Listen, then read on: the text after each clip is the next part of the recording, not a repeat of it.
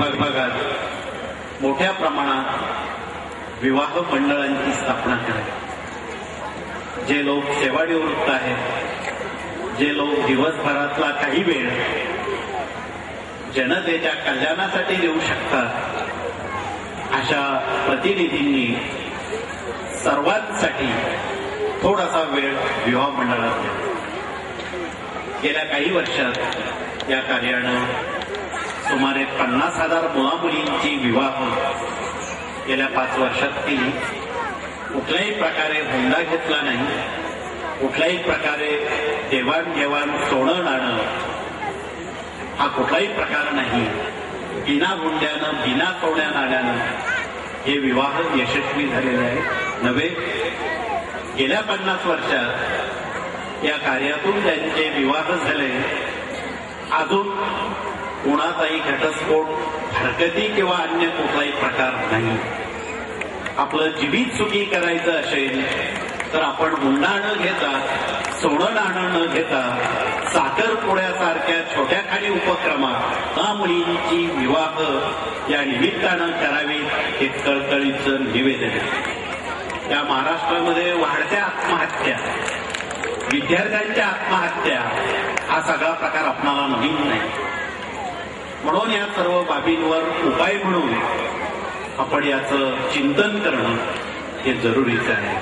तर अशा पद्धतीनं आपणाला या सर्व संभाव्य बाबी आणि त्यावर असणारे उपचार या कार्यालय या आधीच सर्वांपर्यंत पोहोचवण्याचा हा मनोद आहे। अशा पद्धतीनं आपणाला अतिशय कमी शब्दामध्ये, कमी वेळेमध्ये या सगळ्या गोष्टी आपणाला कशा साध्य होतील हा सेवेकऱ्यांच्या ग्राम अभियानाचा उद्देश आहे। तर अशा पद्धतीनं आपणाला आपण सर्वांना बरोबर घेऊ, त्यांना ज्या ज्या कला विकसित आहेत त्यांना सुद्धा प्राधान्य देण्याचं या कार्याचं मनोगत किंवा त्यांना आपल्या बरोबर घेऊन समाजामध्ये त्या त्या कलागुणांना वाव देण्याचं काम आपण अवश्य करावं हे निवेदन आहे। या पाठोपाठ काही प्रशिक्षण शिबिरं घेतली जातात केंद्राने। आमच्या पुष्पाताई नेहमी ज्योतिषशास्त्र, हस्तशास्त्र, आमचे सर्व जुने जाणकार लोक यात मागे आणि हस्तशास्त्राबद्दल बोलायचं झालं तर एक वेगळी गोडी आणि त्यातली एक उत्कंठता किंवा क्युरिओसिटी आपोआप आपल्या मनात पोचते। तर हस्तशास्त्रावर बोलायचं झालं तर विद्यार्थी लोकांच्या दृष्टीनं ते खूप पूरक राहील। उद्या याची मुलं इंजिनियर करायची, वकील करायची, डॉक्टर करायची, IAS करायची, नेमकं काय करायचं, परंतु हे त्यांना स्वतः समजेल अशा भाषेत। परंतु याचा अर्थ असा नाही की अभ्यास करायचा नाही, अभ्यास करून ते करायचं। तर हस्तशास्त्रावर थोडक्यात बोलायचं झालं 2 मिनिटात तर पुरुषांसाठी उजवा हात, भगिनींसाठी डावा हात पुरेसा आहे। आणि त्या हातावर वरच्या तलाट्यानं बरीच काही चित्र काढून ठेवली आहे। तिचा आपण थोडासा परामर्श घेतला तर आपल्याला अंगाई शुक्राचं बोट आहे, त्या टोकावर गोल चक्र असतील ती माणसं, ती मुलं परोपकारी असतात।